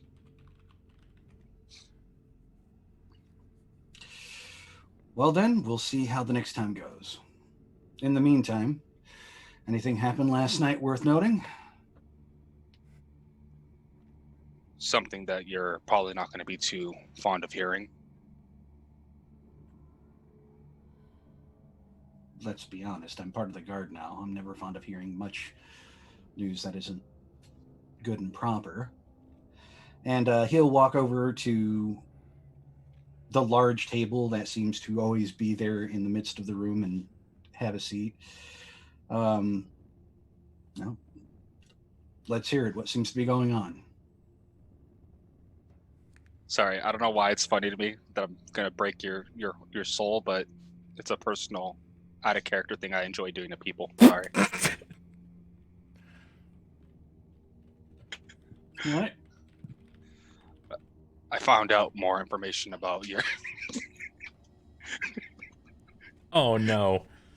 Oh no.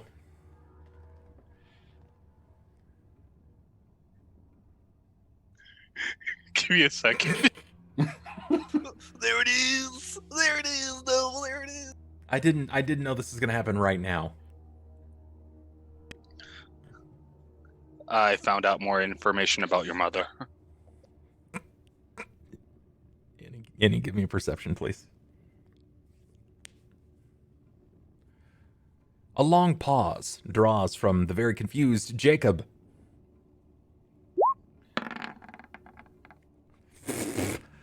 Okay.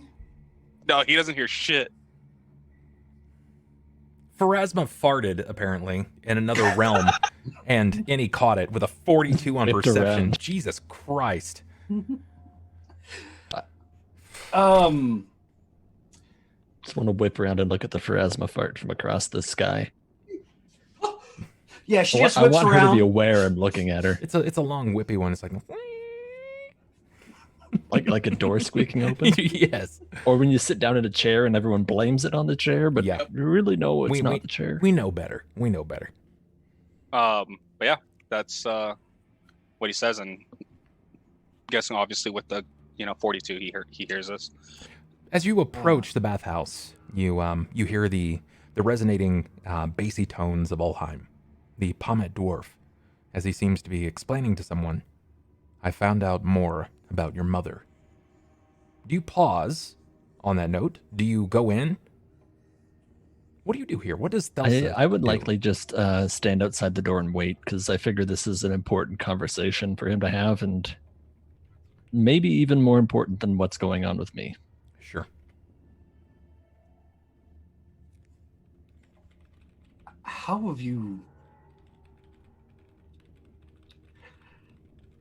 I feel like I need more context. You mean you know about my actual mother?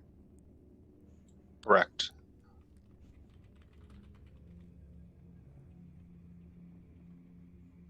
I don't understand how you could have found that out overnight, but I'm all ears. Can I get a perception, please, from Cort and Daniel?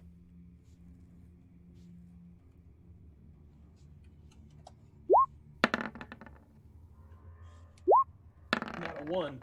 Daniel, you're not entirely sure what you're looking for, but you do find that Cort's eyes train on a single building. It is a large stone structure. It seems to be under some repairs, as far as you can tell. Cort, what you see is a woman. A figure, what looks to be with a head half in the door. No doubt eavesdropping. As you take a few steps closer, you realize that it's Thelsa. Not sneakily approach, but I'm just gonna kind of approach and then, hi Thelsa, from behind. About how far away would you say? I would wait till I'm within, Just arm's earshot? distance. Arms distance? Okay, all right. I would just, and I'm not sneaking. You know what? I'm just walking. Thelsa's not moving at all. She is focused at this point, so you would likely hear the footsteps of multiple figures from behind you. Not only the footsteps, but also the stomach. Yes, Hopefully. the Yeah, I With didn't your need to turn perception, around I to hope know you who hear it it's coming. was. yeah. Do you wave a hand up behind you? I'm gonna turn around and just put my finger up to my lips for a second. Of course, just gonna go, huh? You see with him is another man, dark skinned, robed. He has you said a kris, like a bit of a longer blade, curved at the hip. It's There's like a wavy. It looks like a snake almost. Okay, sure. He seems to have a backpack on. And what do you do when she puts her finger up to her mouth like that? did you like go like this? Did you like go like that and then point inside, or what was No, it? I just put my finger up to my lips. I'm gonna kind of like draw my dagger and then just. Well, I mean, I don't know what's going on, so I'm just gonna like no, observe no, the no, area. no. It's just two of our compatriots are having what I would deem an important conversation inside. I like that. Yeah. Are we ready? No. We're not killing anyone yet. Wait, I don't know who the fuck you are, but no, we're not killing anyone. Thank you for the enthusiasm, but not right now. Okay, So- now I've got to know from this point: does Daniel and does Cort remain quiet? Cort would have been midway through going like hot, and then I'll kind of peek in, try to see what they're wanting me to be so secretive. yeah, Cort Sure. would also try and like lean up and. Then both of you give me a stealth and a perception. So about that thing that Yeah. I don't have. Daniel's pretty good at it. Yeah, well, I hope you're good enough to make up for me. Hold on, Yes, come on. Let's Not how that works. Well, show us your see, General Electric motor revving. Look, I only have a -7. It's fine. There it is, folks. Mech It's stomach go burr. That's right.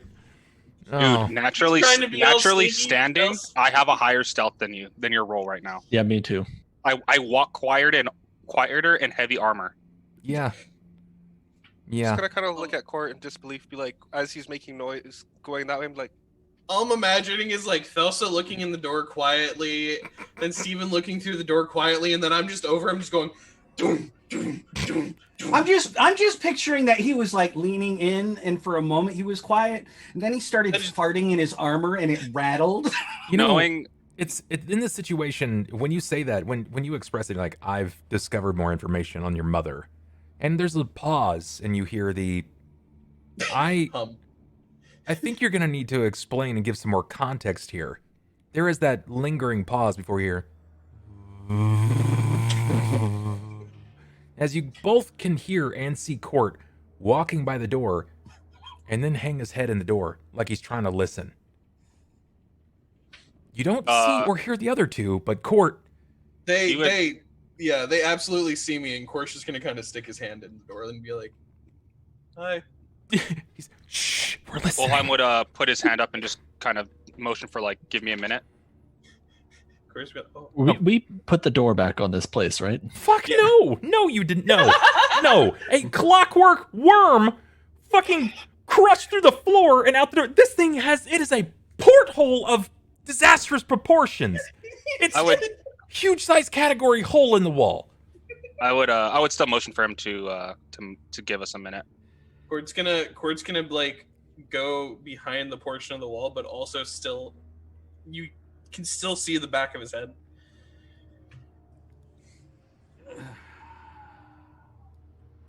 We I learned may that as well information from Severin, the mayor. What's the mayor got to do with my mother?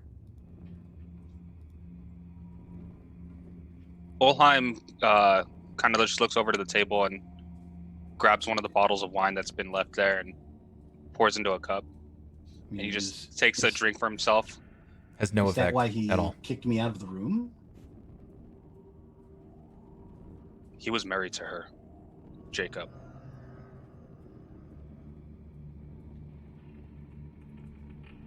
And he So like the as mayor's he's my dad? as he's like saying that, he's like looking in the cup, kind of just like moving it around, but he's not making eye contact when he tells him that. Give me a sense motive here, Sniper, if you can, please. Well, I can try. Yeah, I mean, it can't hurt. You know, can I go wrong. mean, I would recommend at least trying. Remember, you've got the luck rerolls. You may as well try your best here. well, this is going to be pretty poor. I mean, Like your income without my help, I know. I mean, it's right in the middle. Did you want to try for higher, or are you happy with that? sure. I mean, we've got how many rerolls so far? 4. 4. Oh, fuck it. And if you guys blow through them, I can imagine that someone will be like, let's get that 5th. All right, I think that's about as high as I'm going to Sure, be able to that's fair. get it. That's fair. You, Jacob, you get the sense that he's not lying. He does feel, you're not sure if it's embarrassed or if you feel like he's worried about how you're going to react. He's got, it sounds like he's got more to say, but he's almost reluctant to. Yes. He's withholding some information. There's more there. Do you wait it out for him to explain it all, or do you... How does Jakob react in this situation? You know, okay, so my mother was the mayor's wife, but Correct. we all know that Nabthatorin is my father. Also correct. So, are we saying that my mother left him for Nabthatorin, or is this a conversation I should be having with the mayor? That's also difficult to say. I'm not sure if he wants to look upon you. Since the last time we talked, he was more inclined to vaporize you on the spot. Vapor? He's a beholder, Jakob. A powerful one.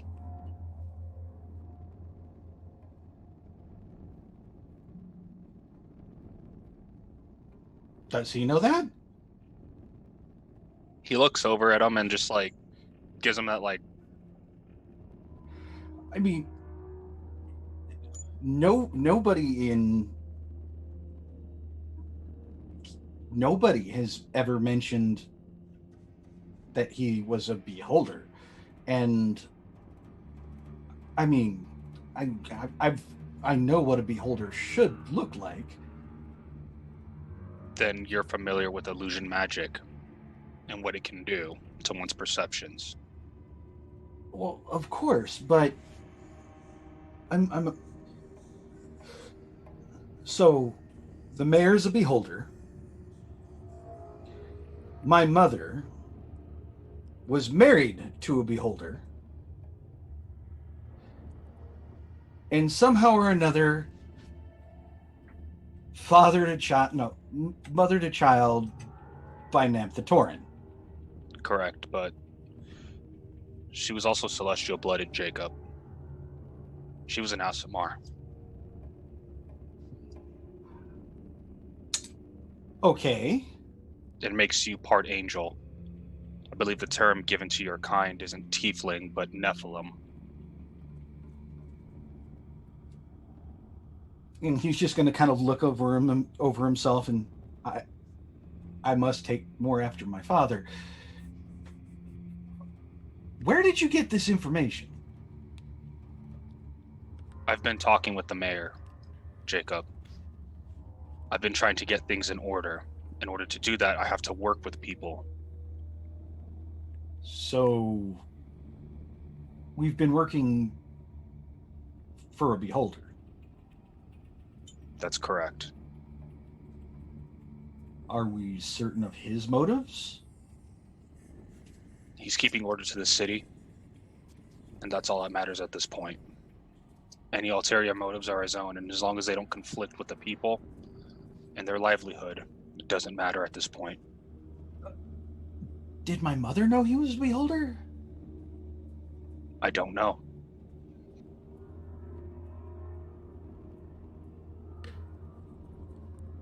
I mean, I guess you could have a type, but...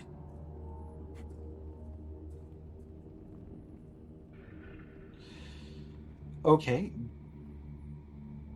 Is my mother still alive? Is she dead? She passed away, giving birth to you. Okay.